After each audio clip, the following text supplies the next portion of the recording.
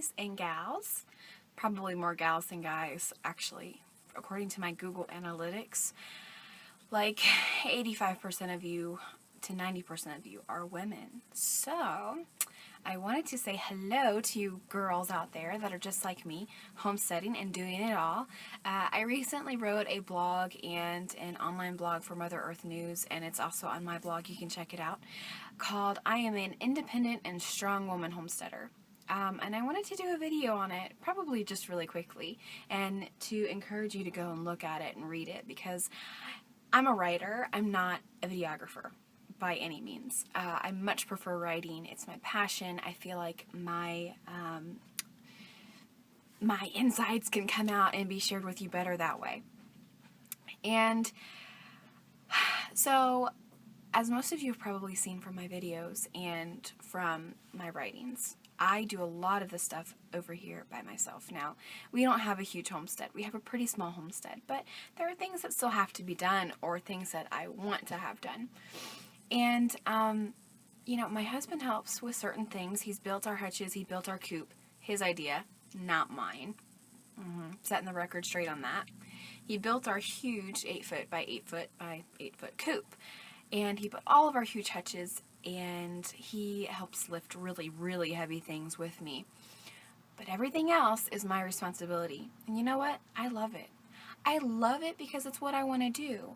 Farming was never really something he wanted to do. He did not grow up in that kind of family. I did. My grandfather farmed our whole lives, and my grandparents lived on a farm and with cattle and animals, and, you know, we really enjoyed that growing up. And so, you know, maybe 10 years ago, I wouldn't have thought I had a little mini farm in my backyard. But as my son grew, you know what, I loved that experience, and it reminded me, and really I reminisced about how much I loved farm animals. And so when my husband said, well, let's get some chickens, again, his idea, not mine, I jumped on it. And ever since then, we've been kind of in this farming mood and routine, and I really love it. It's my downtime. I go out, I feed the animals, I can sit with them for a little while. You know, it's my time to just sit there and be with animals that don't do anything for me except to provide me with some entertainment and a little bit of food. And just be quiet. It's my quiet time, and I love it. And you know what? I don't care if my husband likes it or doesn't like it. He's not a farming guy. He's a mountain man. He's a burly man. He's a strong man, and he's very handsome. But the farming life isn't necessarily for him. And that's okay. And he's okay with not helping, and I'm okay with him not helping either, because I'm a pretty independent woman. I was raised to be an independent woman. Somewhere along the line, I have depended on him a lot more than probably I should. But I enjoy this life, and I want to encourage you, if you are a woman homesteader who either has a husband who isn't interested, or who has a husband who works at the time and can't help. Maybe your husband is disabled, or maybe you aren't married at all and you don't want to be married. You know, maybe you're just single, kind of doing this on your own, or thinking you want to do this on your own. Do it. Don't make excuses. Don't make excuses for him if you're married or dating or whatever it is that you're doing in your life. You are you, and you can do what you love to do, and you don't need a man to tell you if you can do it or not. I mean, yes, you should check with your spouse to make sure this homesteading adventure is something you can spend money on. That's not what I'm saying.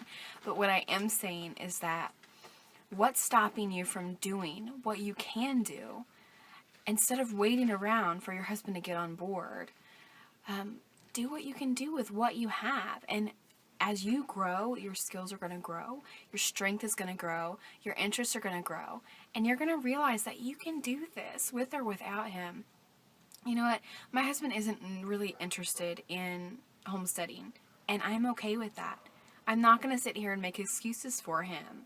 I'm not going to feel guilty when people say, well, gosh, your husband doesn't help you do that. Well, gosh, why does he have to? I'm a woman. I can do it. I'm not a feminist. The whole women's rights crap, I don't care about it. I wouldn't march down a road for women's rights. I'm happy for the women who have, but it's just not me. This is my life. This isn't the government's life or my husband's life. It's my life too. if you're a strong and independent woman, then pat yourself on the back. And if you want to be a strong and independent woman, you can be. Do it.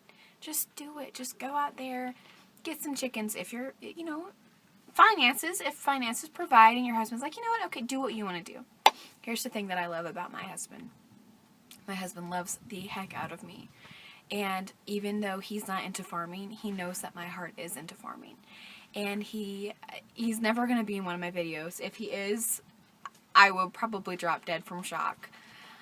But he allows me, and not allows me, but you know what? He does stuff with his life and his free time and his hobbies. And he sees it as, well, why not have your own hobbies and the own things that you love? And so it's a mutual respect. It's a mutual decision. It's a mutual life. And we really enjoy it. He does his thing that he loves. I do my thing that I love. They both cost money. What hobbies don't cost money?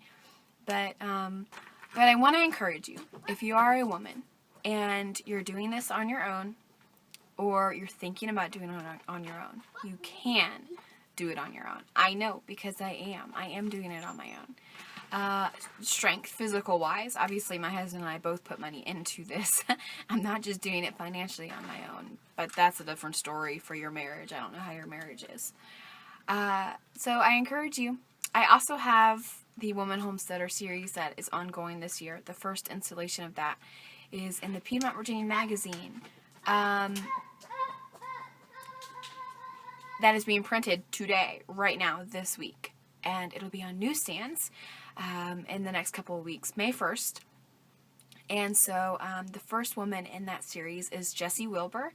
She owns Sky Paint Farm in Jeffersonton, Virginia. And she is actually a friend of mine, and I love her dearly. And she does basically all on her own. Her husband works all the time, so he just doesn't have time to help her. So it's a really great story. I hope that you read it. It won't be online until probably a month after being printed.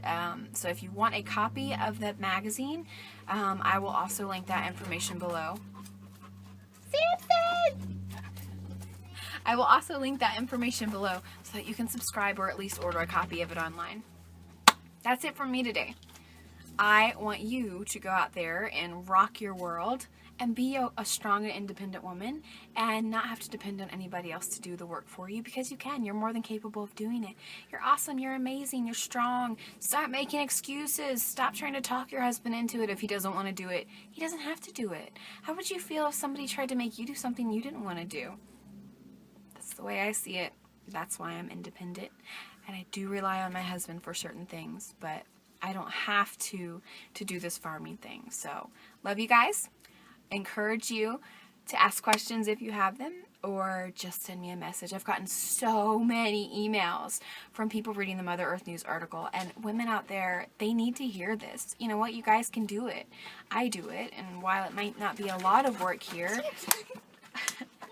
it's a lot of work keeping up with them. So, hope you guys have a great day. Have a great week, and whenever you're watching this, whatever month, whatever season, I hope your life is beautiful and wonderful, and I hope to encourage you from this point on in the rest of your journey. Bye!